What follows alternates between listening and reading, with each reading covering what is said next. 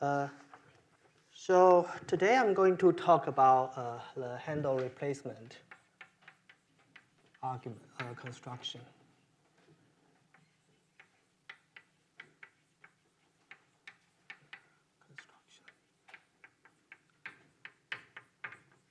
Okay, so just recall the picture we have all the time. So we from trivalent graph. So we can have this claspers surgery to get sphere bundles, homotopy groups of diff of D4. Then we have this Kontsevich invariant going to this trivalent graph.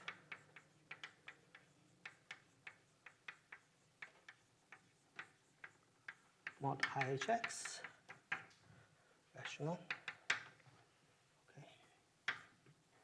And this composition is just the projection. Okay.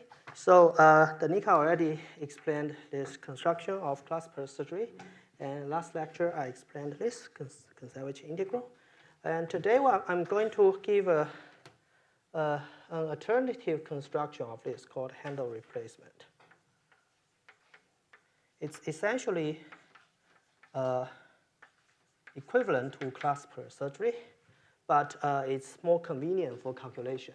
So that's why I want to talk again, return to this step today. Okay, right. And the main player today is the Borromean ring. Okay, so Borromean ring.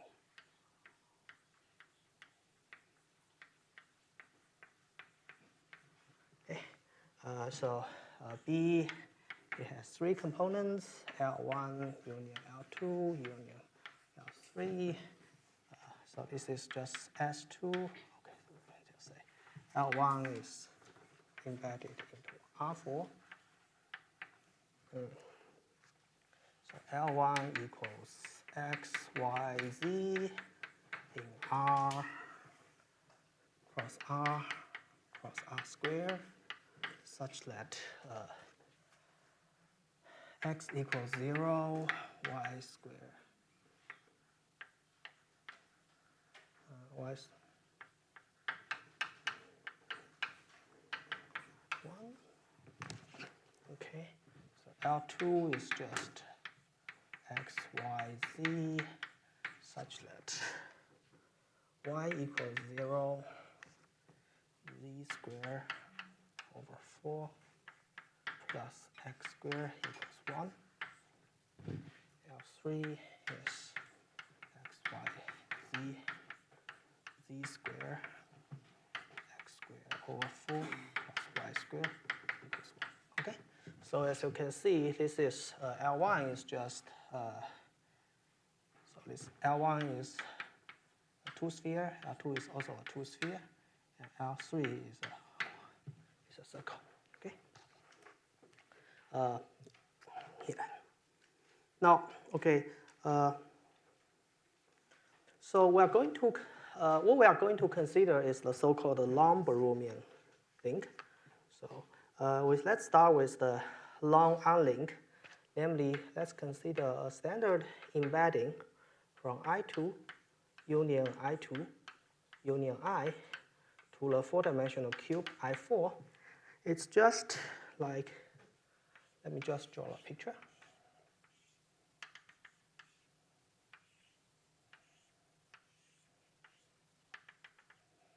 Okay, so let's consider a standard embedding from I. Okay, so this is I, this is I, this is a single point, right? And this is an embedding into I3, and I cross the whole picture by I. Okay, so after you cross with I, you get an embedding from I2 union union I into I4. Okay, so this is, let me just denote it by I1. So this is a standard. Let me just call it Let me just call it long unlink. Okay, there's nothing. Yeah, I think it's justified to call this unlink because the three components are not linked together. Okay, all right, and now And this I1, actually we treat this I1 as an element in the embedding space. Okay, so there's a standard framing. Framing means a trivialization of the normal bundle. So I1 belongs to this embedding space.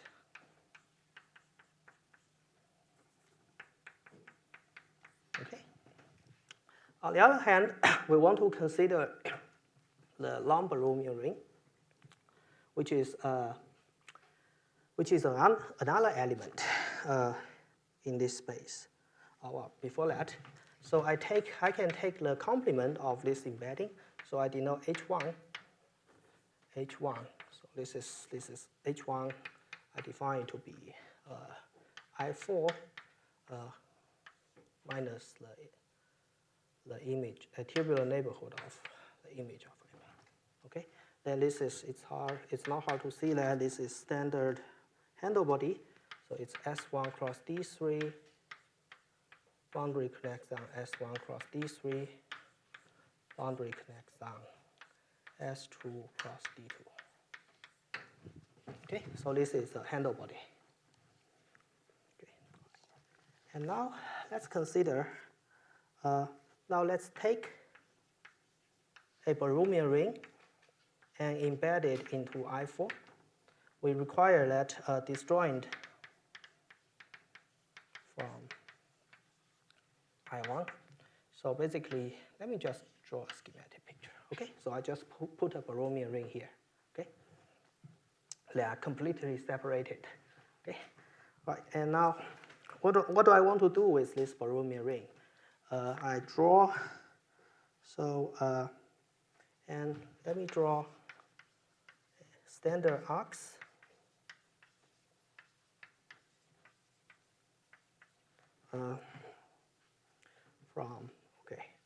From I2 to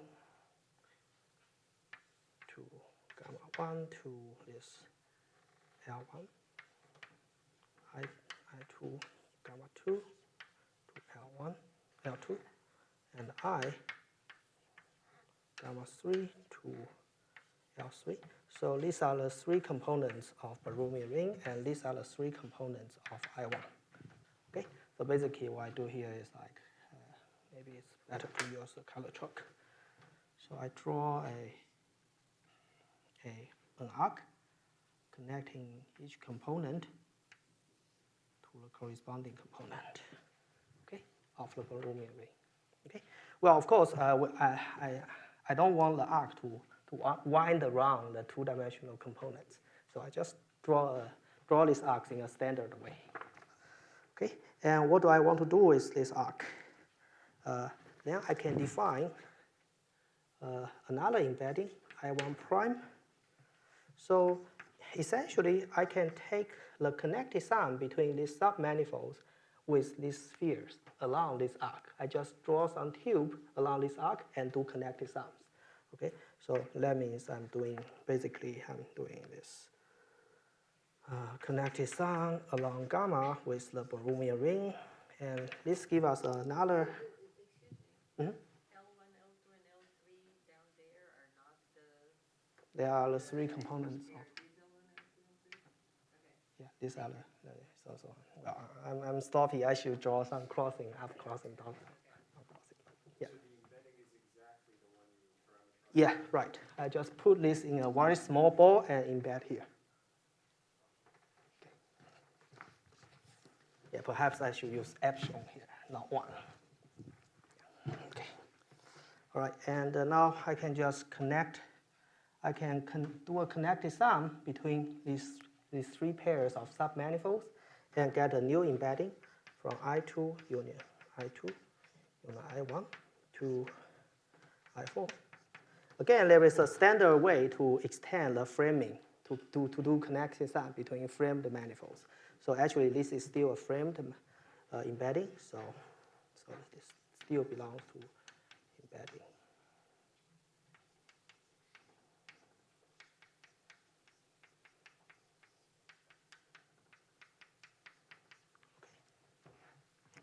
All right, and so this is called the long Borromean ring. This is the long Borromean ring.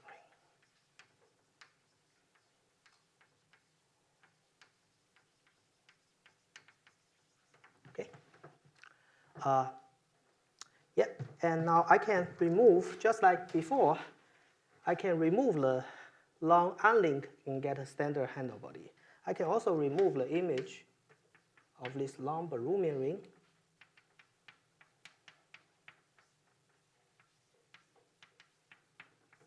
Okay, and get another handle body.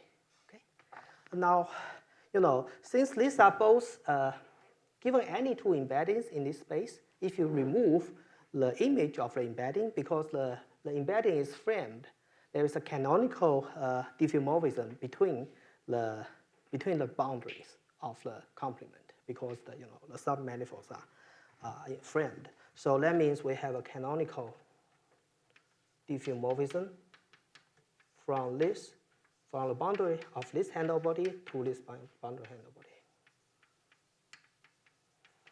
Okay.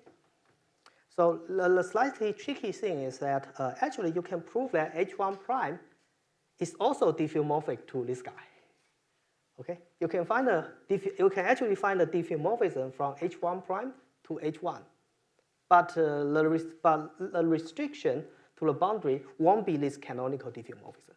So these two handle bodies, although they are both handle bodies, they are different if you take into account the boundary parametrization. Okay. All right. So these are the two handle bodies, and what's a handle replacement?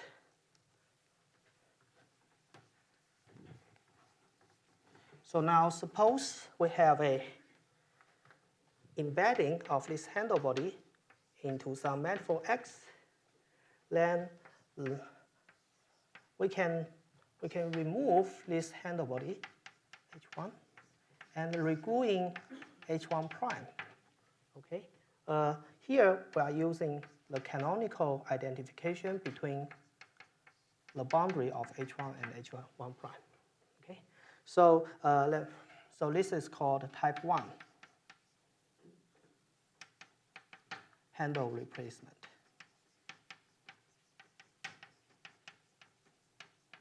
Okay. Okay.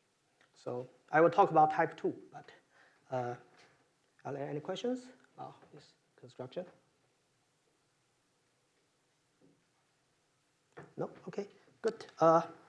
Before talking about type 2 handle replacement, maybe I want to talk a little bit about the cipher surfaces of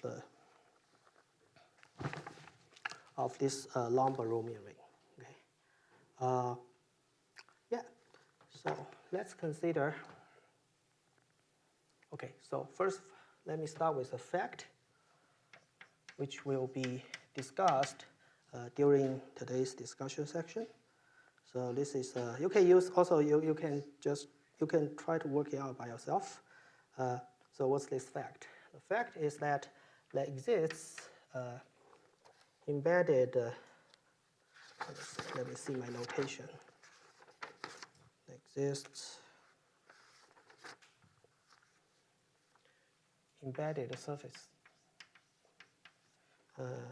D equals D1 union D2 union D3. I mean, well, when I write D, they are not disk. It's just some submanifold, okay? Embedded into R4, such that the boundary of DI is Li. Okay, that's the first condition. Second condition, the interior of this whole D do not intersect with Baromean ring. Okay, so it's bounded. It's basically a cipher surface of the Baromean ring. Okay, and the third, these three components intersect each other transversely at a single point. Okay, so this is a special property of the Baromean ring. Well, it depends on, like, okay, so you see S2, S2, S1. So this is 3 dimension. This is 3 dimension, and this is 2 dimension. Okay. Submanifold. Okay. Okay, all right. Okay. Yeah, so this is some interesting property. Well, I mean, a natural idea is just change this equal sign into less equal. Okay, it almost satisfies the condition, except that if you do that, the second condition won't hold. Then you need to do some surgery to make sure the second condition still holds, to get the second condition without destroying the first one and the third one. Okay, so that's the, yeah. Anyway, so this is an important property of a Baromean ring, and what are we going to do about it? Okay, so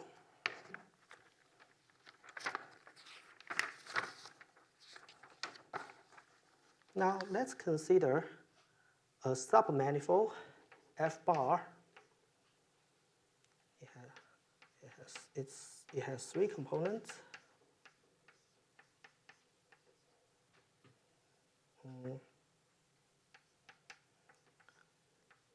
These are just disks embedded into I4, such that the boundary, what I want to say, the image of I1 is contained in equals boundary of F intersect interior of I4. Okay, let me draw a picture here. Okay, I can find a three-dimensional disk whose boundary is this long unlink. Okay, so basically I'm trying to draw a cipher surface for this long unlink, but because this is not strictly a link, so I should allow the cipher surface to have some part of the boundary on the boundary of a cube. So how to draw that?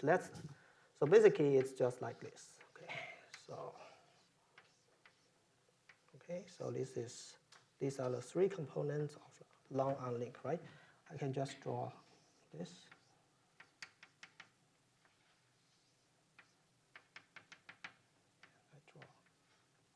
Okay, this whole picture cross I. This gives us a embedding of two three-dimensional disk and two-dimensional disk into the four-dimensional cube. Okay, so I call them F1, F2, F bar. Let me add a bar here. Okay, so this is F1 bar, F2 bar, F3 bar. Okay, all right, and what can we do about this?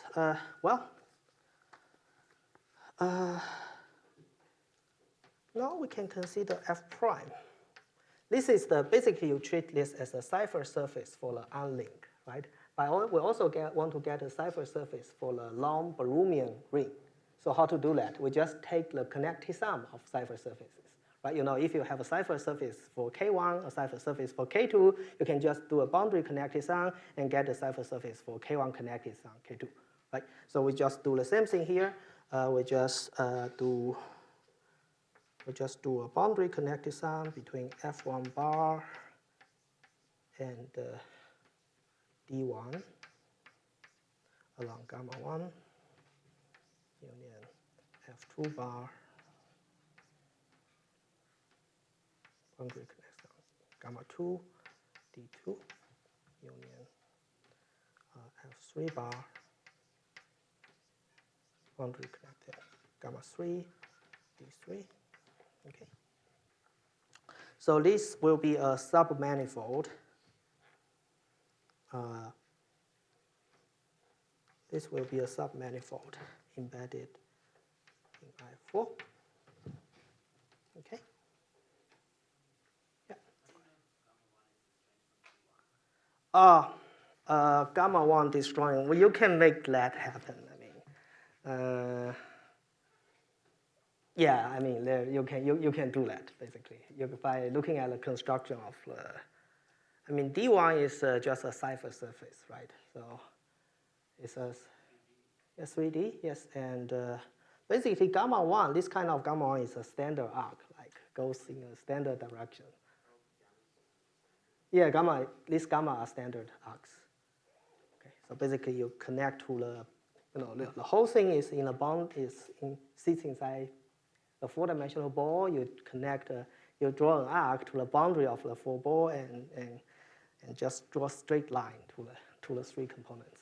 You can check that it doesn't intersect this D1, D2, D3s. Okay, so this is the submanifold. You can basically treat this as a cipher surface of the long Borromean ring, right? And now let's denote F prime to be what? To be the intersection of this with H2 prime. This is the complement of a tubular neighborhood of the Borromean ring. Okay, so now it satisfies. So it has three components: F1 prime, F2 prime, F3 prime. So it satisfies the following two key properties, which will be used next time. So let me just write down the two properties.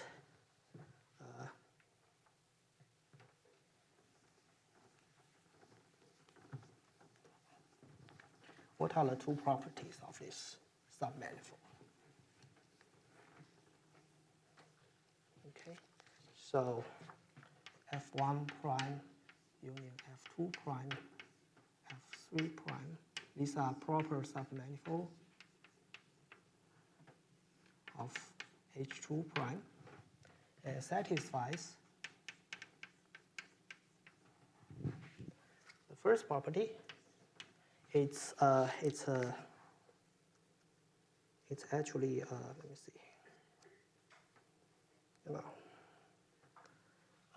Okay, so boundary of H1 prime. Oh, sorry, this is H1. This can be canonically identified with the boundary of H1, so which can be canonically identified with S1 cross partial D3 union, boundary connected sum S1 cross boundary D3, boundary connected sum S2 cross boundary D2. Okay. Oh, sorry. What am I saying? No. Yeah, that's right. It's not boundary connected sum. It's just connected sum. Okay. So the boundary is just S2 cross S1, three copies connected sum. And sitting inside boundary, we have some pretty, since these are cipher surfaces. So, okay, we have this embedding. This will be exactly the boundary of F1 prime. And in the second copy, this will be the boundary of F2 prime.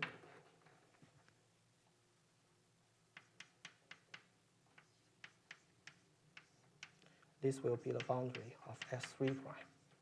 Okay. In other words, the boundary of these three surfaces are very standard, standard submanifold of the boundary.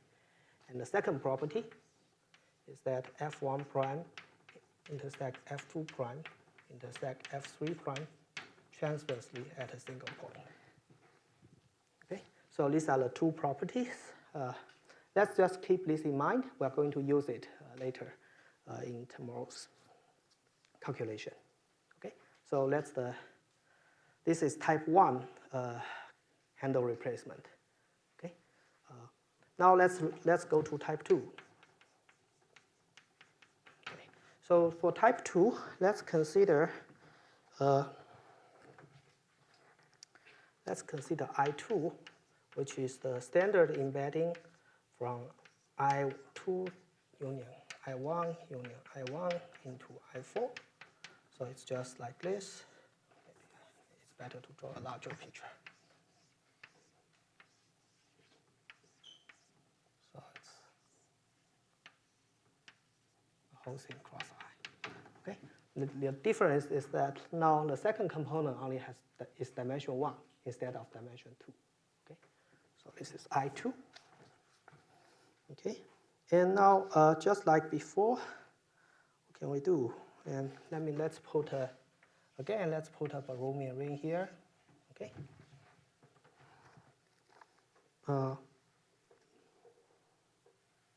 Sorry, before that. And H2, the standard handle body is defined to be the complement of image of I2. Okay, and it's diffeomorphic to S1 cross D3, boundary connected sum S1 cross D3, boundary connected sum. Oh no, it's S2 cross D2, and boundary connected sum S2 cross D2. Okay, all right. So now we want to get a Barumian, another Barumian ring, right? Long Barumian ring. So let's just play the same game as before. Just pick an embedding, disjoint with I2. Okay, just do this. And now draw arcs. So draw arcs from I2, gamma 1 to L1, which is I1, draw arc, gamma 2 to L2, I1, draw gamma 3 to L3. So recall that this is S2, this is S2, this is S1. Okay, so let's just do the same thing. So, okay, so just draw 3 arcs connecting each component. Okay, now,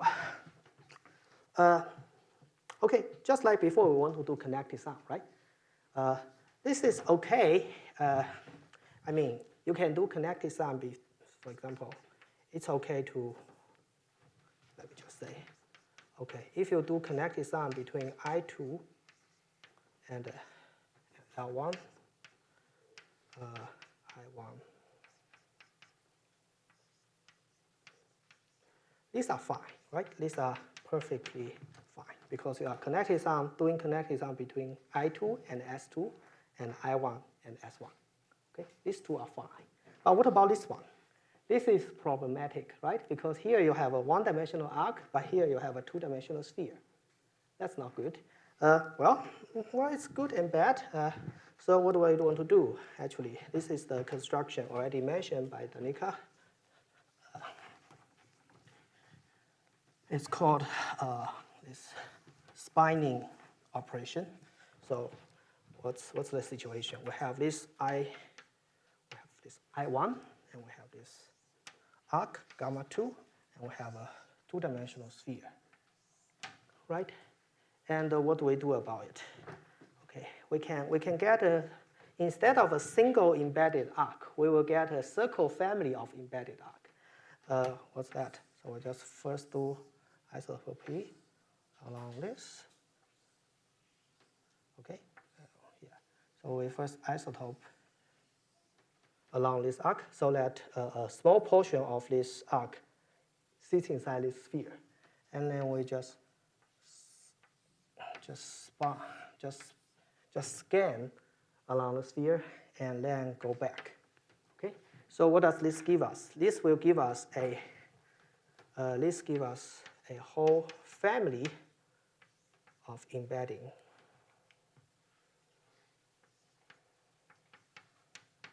Into I4. Okay.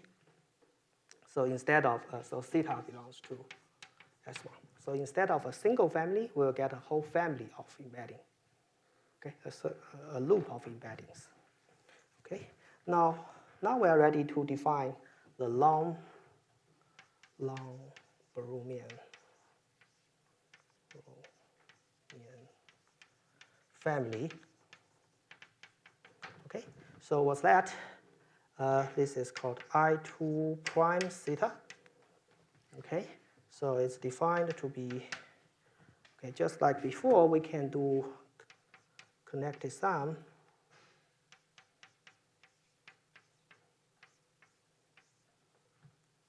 in the first and the third component.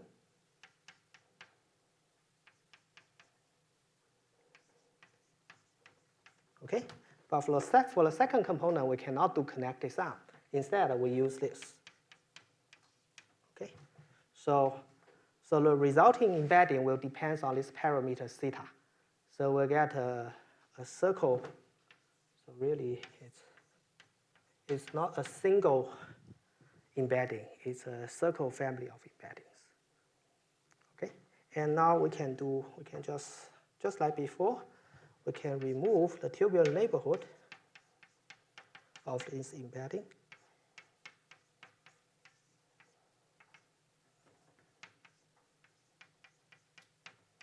Okay, and we have a handle body for each theta, and we can just put them all together.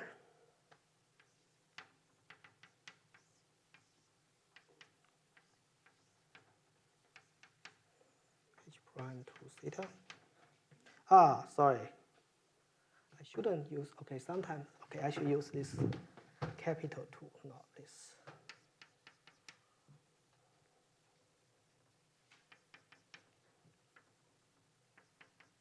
Okay. So this will be a smooth fiber bundle over S1, right? So for each theta, you have a handle body. Okay, so this is not a single handle body. Instead, it's a family of handle bodies over a circle. And the boundary of this family has a canonical trivialization. It can be identified with the boundary of H2 in a standard way. It's a canonical. Okay. Now, what do we mean by type 2 handle replacement?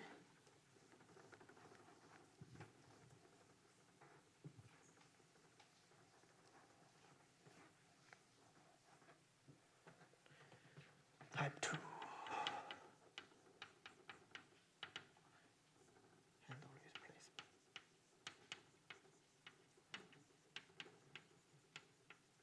Suppose we have an embedding of this handle into some manifold X, then we can replace X into X subtract H2 and glued with H prime to theta. Okay, and this will give us a whole family of manifolds parameterized by S1. Okay. Okay. H2 is independent. H2 is a single handle, but we can replace it by a whole circle family of handles and get a circle family of new manifolds. Okay. So this is called the type 2 handle replacement. Okay. And also, I want to mention that there exists submanifolds, just like the cipher surfaces I constructed for type 1. There is a similar set of submanifolds. Let me just call them G1 prime, G2 prime, sorry, G1 prime union G2 prime union G3 prime, which is embedded properly embedded submanifold of this total space, such that the boundary of G1 prime equals a point cross boundary D3 cross S1 embedded into, let me write this down, S1 cross.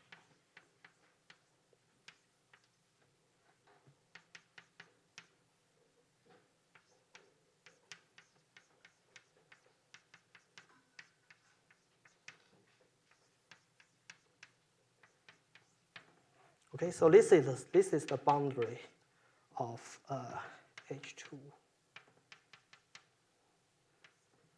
Okay, the boundary of this family can be canonically identified with this product manifold, and sitting inside we have this.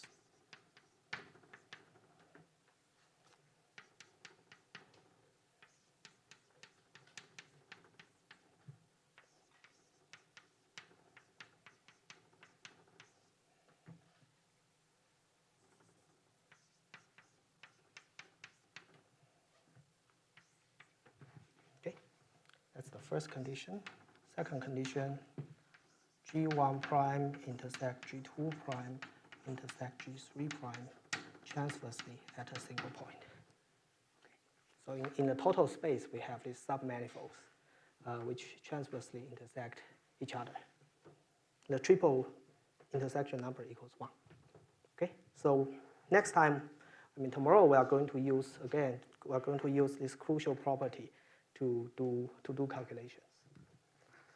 Okay, so these are the handle, these are the two types of handle replacement argument construction, and how do we apply it to our trivalent graph?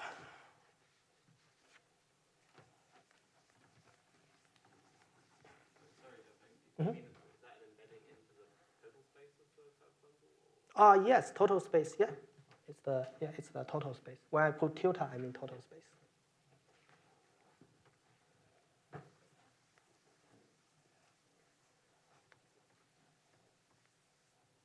Yeah. So H2. So H2 prime tilde is the total space of the fiber bundle.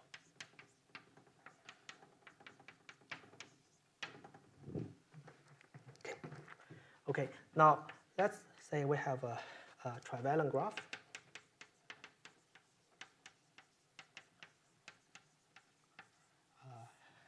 Whose vertices are identified with 1 to 2k, and whose edges are labeled by 1 to 3k.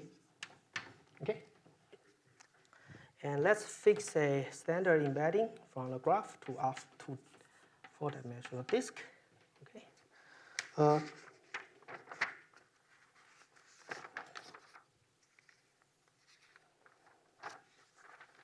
And then we want to orient each edge such that we don't allow this or this. So each vertex must have an incoming end and must have at least one incoming edge and one outgoing edge. Okay, so let me draw a typical example. The first example, I can draw this picture, maybe. Okay, so for example, this is the K4. Okay, so I orient each edge. Okay, then now the second step, let's replace each edge. Now, okay, before it was a abstract graph, right? But now it's an embedded graph sitting inside a 4-dimensional disk. Okay. Now, what do we want to do? We replace each edge. We replace each edge by, what do we do? Okay, so first of all, we break it in the middle. Okay, we remove a small segment in the middle of each edge, and then we add a hop link. This is hop link. S2 union S1. Okay, so we add a hop link in the middle of each edge. And the convention is that for the, if we go along this direction, we first attach S2, then we attach S1. Okay, so basically the picture is like,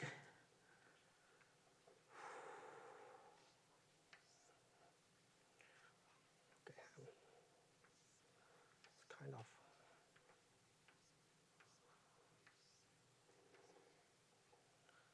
sorry, is that, yeah, right.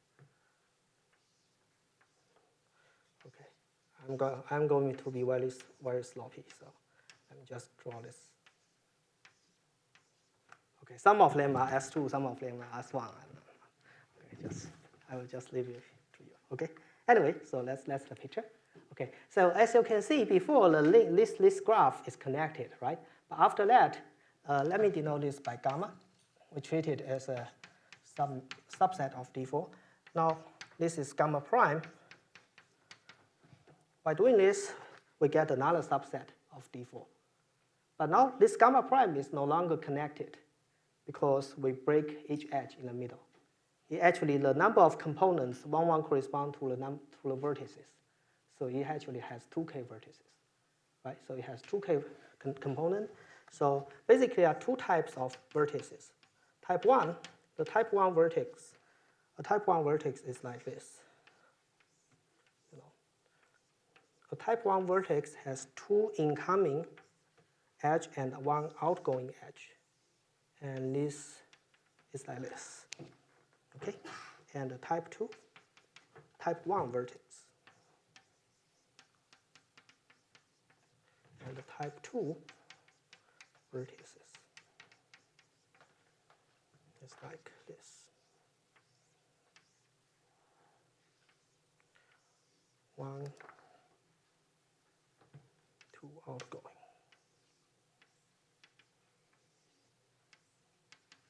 Okay. So that's good. Okay. So, and I mentioned gamma prime is the union I belongs to vertex of gamma. Gamma prime I. Okay. So each component can be either like this or like this. Okay. So it's a wedge of like S1, S1, S2, or a wedge of S1, S2, S2. Okay. All right. And now, now we are going to do handle replacement.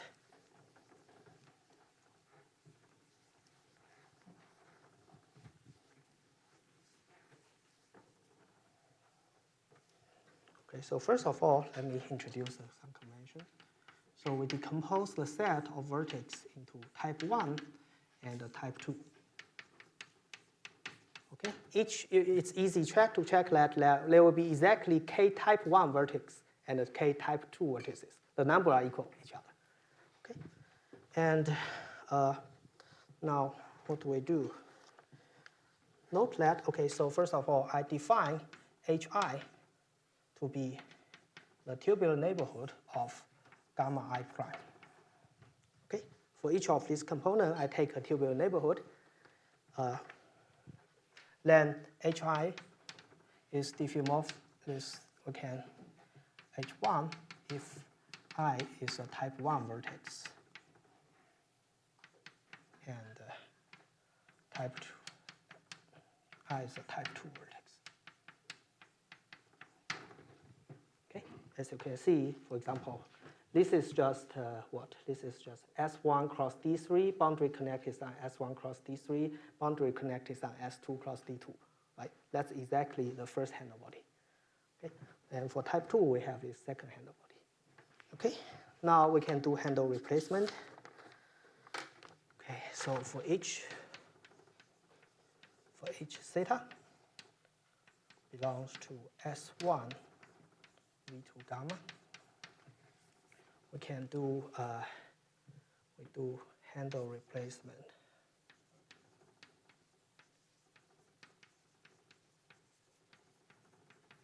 Along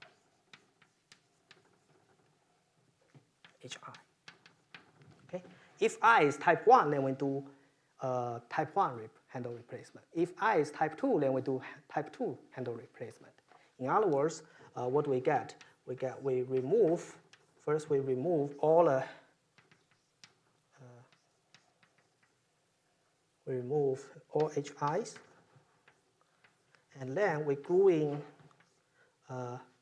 h1 prime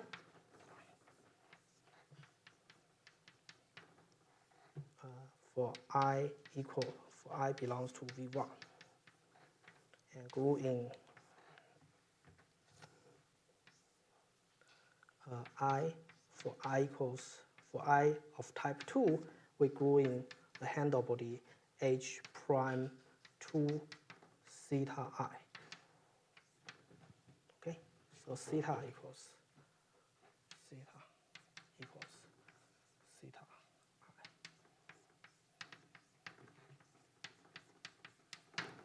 Okay, and let me just denote this by D4 theta. Okay, it's not hard to check that this. After doing this, you still get a disk, but you get a family of disks, okay, parametrized by this torus. Okay, so what we get is like this: theta d4 theta over t to the power of k. Okay, let me denote this by ed. So it's a disk bundle over k-dimensional torus, okay, obtained by doing this doing this handle replacement. And it's not hard to check that. Well, just like what Danica did for the clasper surgery, it's not hard to check that if you restrict this bundle to the k-1 skeleton, that means you are fixing one of the scanning families as a single constant, right? But if you do that, you can unwind, you can unlink the Baroomian ring, right? Because one of the components will be just S1. You can unlink that and do handle cancellation and get its trivial. Okay, and so that implies we get another disk bundle over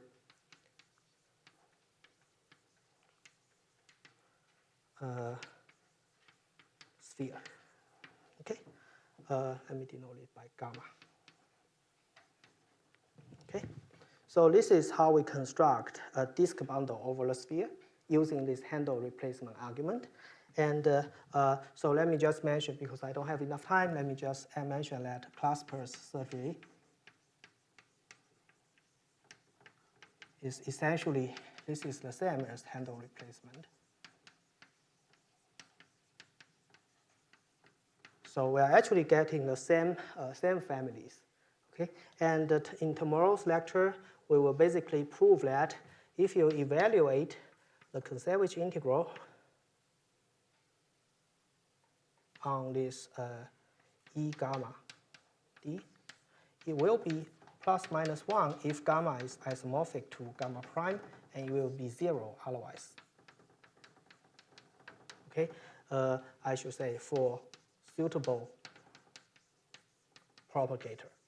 Okay, so tomorrow I will start by constructing a particularly nice propagator and do calculation using that propagator, and conclude that if you evaluate your configuration space integral on this bundle, okay, so sorry, there must be a prime somewhere. Okay, so first of all, the configuration space integral depends on a graph, an abstract graph, right? And we use another graph to construct a bundle. It turns out that if you evaluate this configuration space integral on this bundle, you will get plus minus 1 if the two graphs are isomorphic to each other, and 0 otherwise. Okay, so that will finish the proof that the composition of, you go from graph to bundles and to graph mod IHX. If we can show this, that means the composition is just a projection map. Okay, so I think that's all for I want to say today.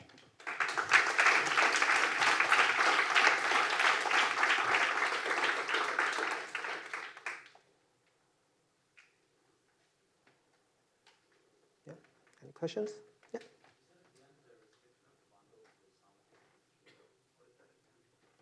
Oh, I mean, here I construct a bundle over TK, right? A disk bundle over torus. And I'm saying that if you restrict this bundle to the k-1 skeleton, the bundle is trivial.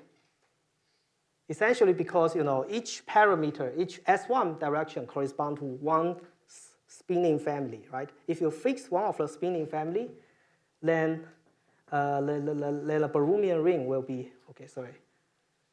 Then the Baroomian ring can be unlinked. So you can do handle cancellation. So this is similar to the fact that Danica mentioned, like you can do clasper surgery parameterized by IK, and if you are on the boundary of this IK, you get a trivial family. That's the same thing.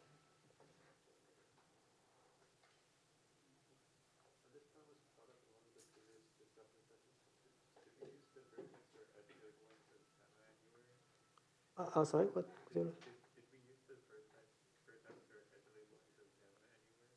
Vertex, no.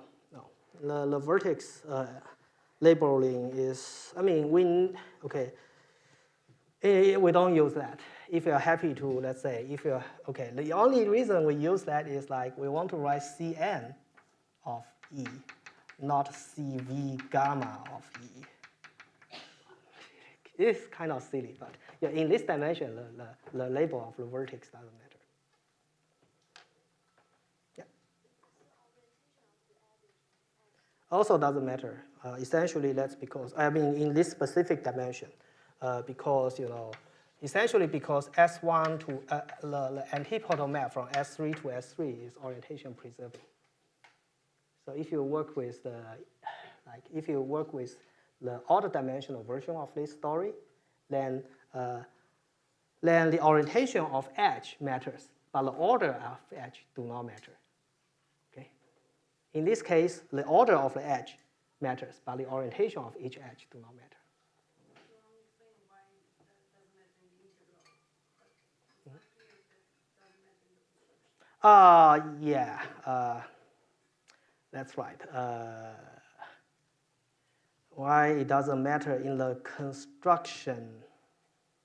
Well, I guess it matters. I don't know. I haven't. I think that's what Watanabe wrote. I don't know if since then but I think it's possible that this construction depends on the orientation of edges, but the integral doesn't see the difference. Oh, I see. Okay. Yeah, that sounds reasonable. Yeah, but in any case, we just pick some choice, and that's already able to show the surjectivity.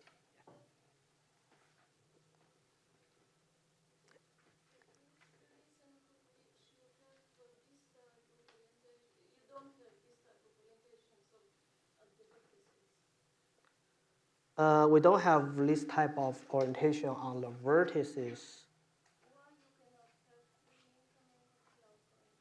Why we don't allow this? Well, because we need to do surgery, right? Okay, we either do type 1 surgery or type 2 surgery. But if we have like, for example, if we have like this, we will have something like S1, S1, S1, something like this. We don't know how to do handle replacement for this hand. Isn't this important in the connection? That's always true because this is always I mean we are putting a half link in. So isn't that important? Yeah, that's important. I mean, next time we will see that the important thing is that the linking number of hop link is 1, and the triple intersection of the cipher surface for Balloomian ring is also 1. So that's the essential ingredient in the story. But I mean, if we have something like this, we will have S1, S1, S1. So this is what's the bundle? This is the bundle like this. I don't know how to do handle replacement for this guy. I don't know how to put an interesting like Balloomian ring inside this handle body. Yeah, I don't know how to deal with that.